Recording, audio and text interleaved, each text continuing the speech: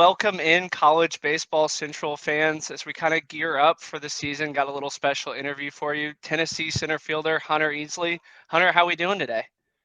Doing good. How are you? Hanging in there. One step closer to baseball season. Obviously, y'all open with a big road trip down to Texas. What's kind of the mantra going in? Is there's a ton of hype around this Tennessee team? For right now, we kind of just got off our, pre-series before the real series. So we played our, week before series against each other as a team. But right now, we're kind of just trying to figure out, what kind of team we are. Obviously, we faced each other throughout the fall and the spring, but we've had two games against different opponents with different names on their jersey. But right now, what we're looking forward to is going down there and competing and having a chance to put everybody in the same color uniform and play against another opponent. Before we kind of get to it into the season, Hunter, you're obviously from a smaller town in Tennessee. Walk us through kind of your recruitment, and then obviously, being a D1 player at a small level of Tennessee, walk us through kind of how you stayed on top of that because that seems like it would be a big challenge. Yeah, well, for the recruitment process, mine's a little bit different. Committed early. I guess it was December of my freshman year of high school. I don't know if a lot of people know, but I actually committed under Dave Serrano, the coach before, obviously, Coach Vitello. Um, yeah, uh, I mean, coming out of a small town, it's obviously a little bit different, especially getting recruited out of. Baseball is different because you don't see a whole lot of, you know, any kind of coaches, D1, D2, D3, JUCO, NAI, stuff like that. They don't really come over to West Tennessee anyway to watch high school baseball, there's not really a lot going on, especially the small area where I'm from, but there is a lot of good athletes that get overlooked. But for me, it was just getting in the big travel ball circuit, over the summers, kind of going to a few Tennessee camps, getting to know the coaches, stuff like that. But yeah, my baseball has kind of always been the travel ball circuit because West Tennessee just kind of gets overlooked in all sports. You mentioned the travel ball, and I think Tennessee's website is up to date, but you said you played for the East Cobb Astros.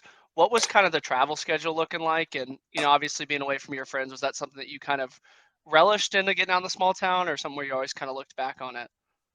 Yeah, well, the Astros were my 18U team, so it was also COVID year, so we didn't play a whole lot. But the team before that, I played with Team Georgia. They're kind of right out of the Atlanta area. Um, but yeah, that junior summer, I'm wanting to say it was, I don't know, a few days after graduate or a few days after baseball season ended. I know I packed up my stuff and went down to Georgia for the whole summer. I think I came home for 2 days, but I stayed down there for about 2 months straight. Um, but it was good baseball. We pretty much played in every single tournament, and especially travel ball, perfect game, stuff like that. They have week long tournaments just about every week, so we were playing in every single tournament we could. But I mean, wanting to be a baseball player, that's the stuff you want to do. You got your travel ball friends and then your back home friends. Obviously, it sucks. Sometimes you want to just go home and hop on a boat, get on the water, and have some fun with your friends. But long term, it was a pretty big process, and what helped me be a better baseball player, I guess. You mentioned that you committed under the old regime. Did Tony Vitello have to do any kind of recruiting pitches to get you back on, or were you kind of always locked into Tennessee? Yeah, so I committed under Coach Serrano, and then when he left, I didn't really have any intentions of leaving at all. I kind of grew up a Tennessee fan. This is where I wanted to play in my head if I ever was to get the Tennessee offer. This is where I wanted to be at for sure. But yeah, once he left, a couple of the coaching staff, a couple of the people came by some of my travel ball games, watched me, and then pretty much just still kept the offer the same. So nothing really changed in the recruiting process from coach to coach, I guess. You had limited roles in your first 2 years on campus. What did you kind of take away from some of those teams as, they had some big league guys off of them? Yeah, I mean, my freshman year, I dealt with shoulder surgery. Wasn't really able to throw at all that whole year, and then into my sophomore year, I wasn't.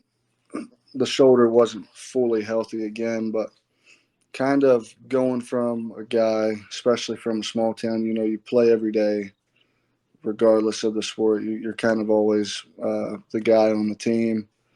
But I think it was a good learning experience watching guys like Drew Gilbert, Jordan Beck, Evan Russell, guys like that in front of me, kind of how they take care of their business and how they go about their day. And just being able to watch that, and also success followed everything that they all did here, helped me pick some stuff from each one of those guys and put that in my pocket and kind of just grab a little bit from Uh, everyone. And was there kind of any welcome to college baseball moment that you had? Obviously, being from a small town, going to a major D1 university, was there ever something you're like, all right, this is how the next level kind of operates? yeah, I would say the work schedule. Um, I mean, coming out of high school, you're just used to the hour, 2 hour practice right after school. But when you get here, it's almost like a full time job. Um, I mean, you got school, and then you're to the field, and then obviously when I got to this level, you got to take more. I mean, you got to take your recovery more seriously. Um, and then on the field wise, uh, off speed pitches, coming from a smaller high school team and then seeing big league breaking balls on top of upper 90s fastballs, it was kind of eye opening. Obviously, the analytics are a big thing in college baseball now. Was there something kind of the game behind the game that really jumped out to you as well?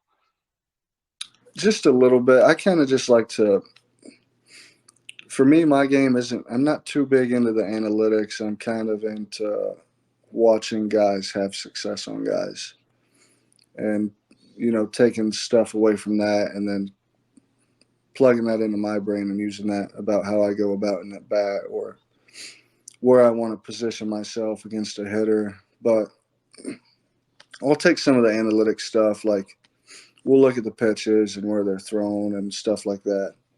Whether I want to, sit a pitch in a certain count or lay off breaking balls one day because he might not throw his breaking balls for strikes that often.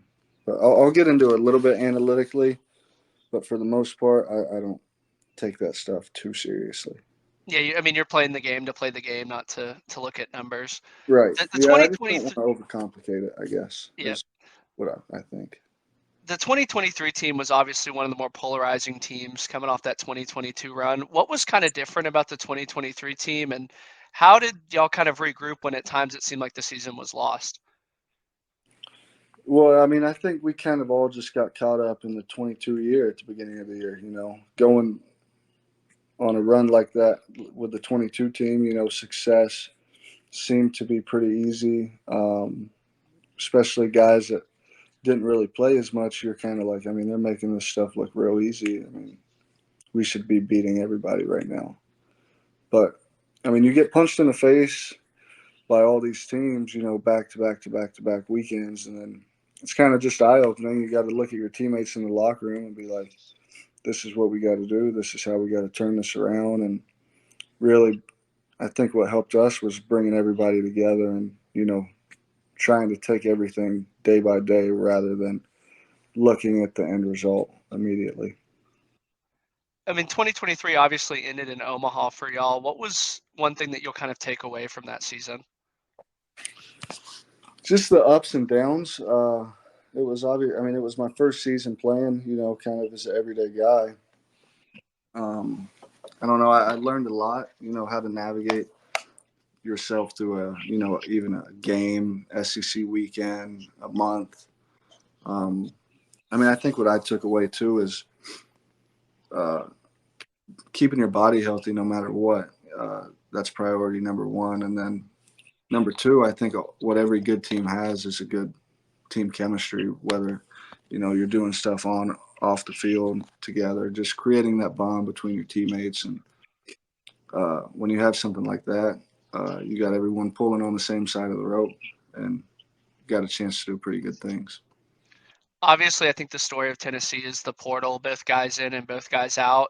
How did you kind of attack that? Because it does kind of feel like your job's always on the line where they can bring somebody in behind you. Is that something where other schools reached out or other guys kind of reached out to Tennessee? But what just walk us through kind of what the portal looks like. Yeah, I mean, I've never been in the portal, but from what I've heard and from my teammates that I've played with and stuff like that, even being a player and then you're getting outfielders in, um, I think it makes everything more competitive, especially if you're at a primetime school where people, especially SEC now, SEC baseball, football, it really doesn't matter what sport, people want to come play in this league. Um, they want to play in front of these fans. They want to play against the best competition. And what that does is load up leagues like the SEC. You got talent after talent, and you got kids that might not play a lot this year that 5 years ago might be the starting shortstop or something like that. But I mean, I think it helps everybody. Just the competition around the facility and obviously around the league helps. And what it does is make you a better competitor and a better baseball player out of it. Like I kind of mentioned earlier, Tennessee has a ton of hype going into 2023. How do y'all kind of avoid not reading into it? Because we've seen kind of in the past that Tennessee not necessarily gets caught up in the moment, but it always seems that Tennessee kind of revels in the bad guys. So how do y'all kind of handle that pressure? Um, I just think what it was the 22 team. I think they bumped a lot of heads around, and obviously a lot of the eyes were on us, and then people kind of look at us like the bad guys because we're emotional after we do something good, stuff like that. For us, it's just you put in all the work months prior, and we're out there competing like we want to win, and sometimes situations can get pretty emotional, and whether or not we do something stupid or not,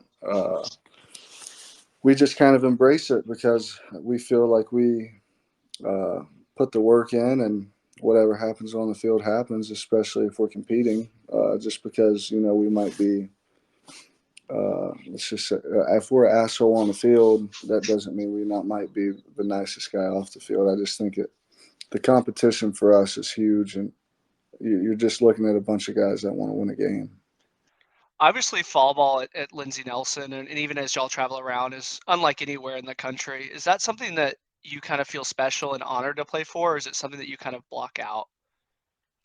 Are you talking like the two games or? Yeah, like how they sell it out. Because I mean, I've been to like other fall games, and there's maybe 30 people, and then you'll look at a Tennessee video, and it's completely sold out 2 cities over. Yeah, the two we had, I think the one was in right up there by Johnson City. That one was real cool.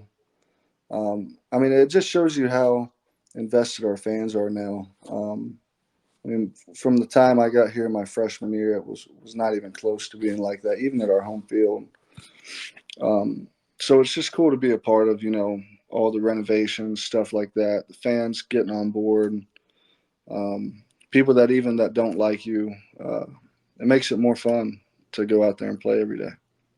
You mentioned the construction. Is that kind of a distraction at practice? Is that I know I was there in the fall, and I thought that was kind of cool that y'all truly had open practices. Is the construction, is that something you've kind of gone numb to at this point, or do you still kind of feel the special feeling around Lindsey Nelson? No, I still feel the special feeling around it. It's just, I mean, every day something is a little bit different. Like one day you go, you're at the field and they're doing concrete, and the next day you show up and the seats are already up. So, I mean, just every day you go to the field, something's new around the field.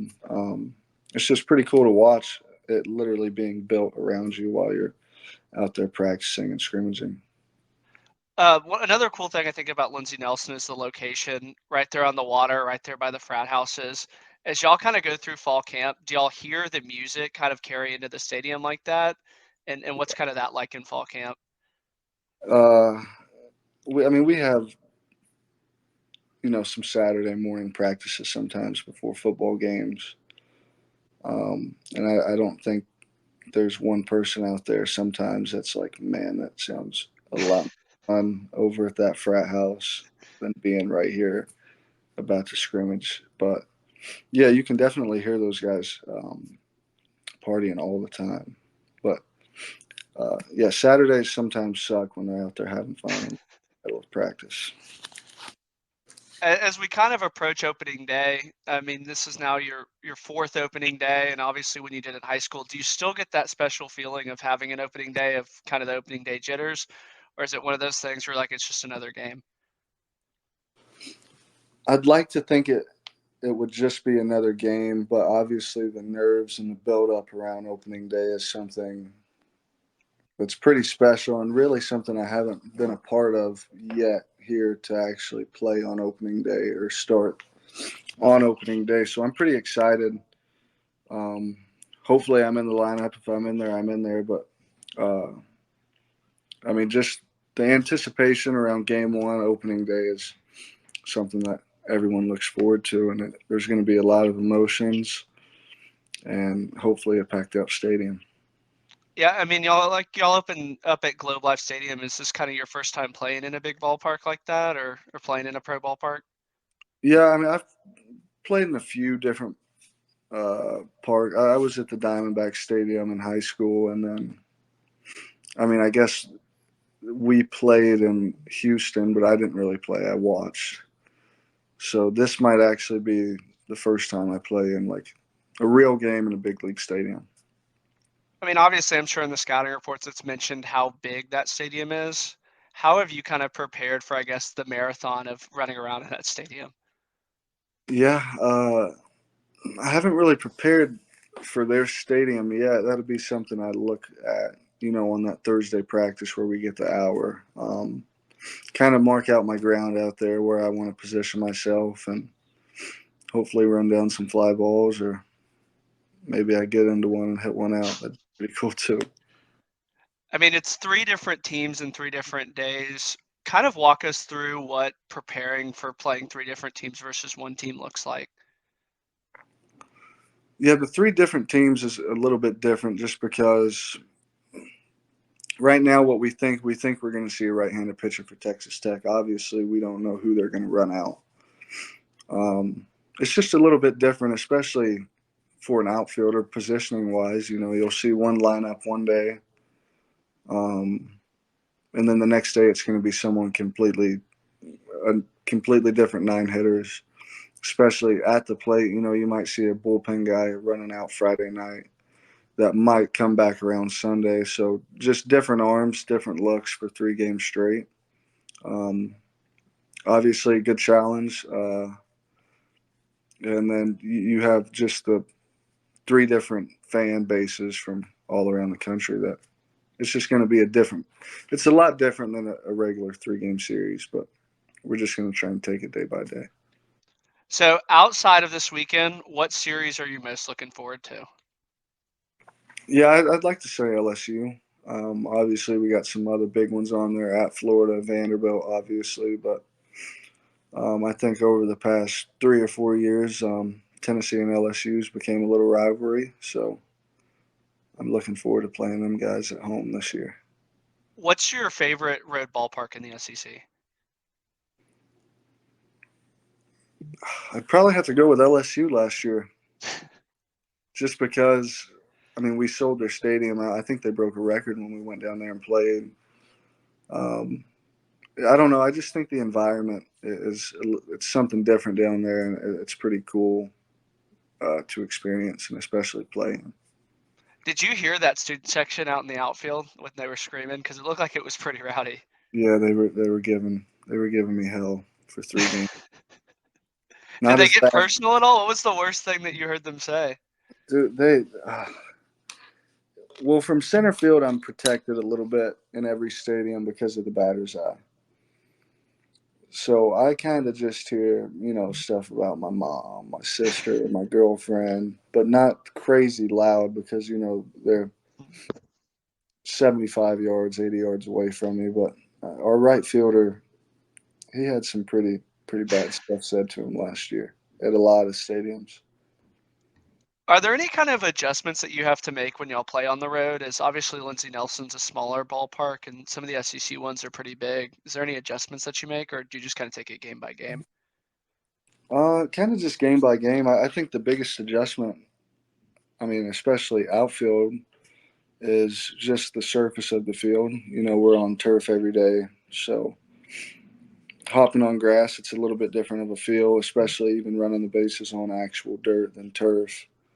That makes a little bit of a difference, and especially sometimes the cut of the grass makes the ball snake or might be a little bit choppy, but usually there's not too big of an adjustment wherever we go. It's more of just finding out where I need to play and what I need to do. Do you usually get a feel for that kind of in the walkthroughs before the game, or do you find yourself kind of still getting a feel for stuff in Friday BP? Yeah, I think it's a little bit of both. Thursday we have the practice at their field. Obviously, that's when you really try and take pride of getting to know your ground out there, where you need to play with 2 outs, with a runner on, no doubles, straight up, stuff like that. But yeah, Friday BP too, just getting live reads off the bat, um, really taking that stuff seriously to where you feel comfortable in a game. You know, whether you're about to run into the wall or how many steps you're at when you get on the track to the wall and stuff like that. All right, so if you were Tony V or Tony V kind of consulted you on the schedule, who would be the one team you would want to schedule an out of conference game with to go play at their stadium? Wow. Out of conference at their stadium. I'm trying to think. Oklahoma State. Over 8? Yeah, that stadium. I I remember watching some of those. I think it was a super regional game against Arkansas. Oh, where they were just teeing off, hitting them like 500 feet. Yeah, dude, that stadium was crazy. That would be fun. And then this year, I wouldn't hate going to Wake Forest. Wake Forest. Yeah, it flies there. Kind of jumping into some stuff for this season. Is there going to be a new double celebration, or are y'all going to roll with the same one that y'all had last year? We got something in the works right now. Is it going to be better or worse than last year? Oh, it's going to be a lot better. It Last might. year we also saw the deer antler shirts. Are those coming back as well? Those are back for sure. Back. But what were you going to say about that double celebration? It might. It's gonna. Hopefully, it's gonna. It's gonna allow for the fans to get more involved. The fans will get more involved. Yeah, it will involve some fans. Obviously, the fur coat and the daddy hat were big props. Are there any new props that y'all are rolling out this year, or are y'all sticking with Old Faithful? No, I think we're sticking with Old Faithful there. We tried the Star Wars last year. I hated it, by the way. The Star Wars. That was too But much. yeah, well, I don't even really like Star Wars that much. But yeah, I think we got to stick with the daddy hat and the fur coat for sure. But I'll tell you what I want the double celebration to be. You tell me if it's a good idea. You hit a double, you look at the porches in left center, and you start the waves. And the The wave, wave. the wave goes all the way around the stadium. I see. I'm anti-wave, so I'm not sure how I feel about that. But that'd be pretty crazy and electric to see that on a double. So Yeah, I might be warming up to it. if it was a big time double in a big game, then I think a wave going would be pretty cool. But if it's we're down 10, not as cool. Maybe don't. That was the thing about the fur coat is I felt like it was like a big time celebration that should have been reserved. Yeah, just for the cool moments. Yeah. Tony V's kind of hinted that Tennessee's given us some new uniforms this year. Is there anything that you can kind of give us with that? Do you like them more? Do you like them less than last year? What's kind of the vibe with the new uniforms? No new uniforms. There's no new uniforms. Y'all rolling with the same set. Same set, same five. I believe we're getting a new uniform next year. I believe, or not new. It's we're just redoing them, I guess. Lastly, before I let you go, obviously the goal is always to get to Omaha. What do you think this Tennessee team in 2024 needs to do in order to get back there? I think we need to find out. what kind of team we are as fast as possible. I think last year, I mean, it took us midway, a little over halfway through the season to find our identity and how we need to play, stuff like that. But I think the faster this team figures that out, um, the more success we can have. Perfect. Well, Hunter, thanks for joining us. Good luck to Tennessee in 2024, and hopefully we'll see you back in Omaha again. Absolutely, man. Thank you for having me.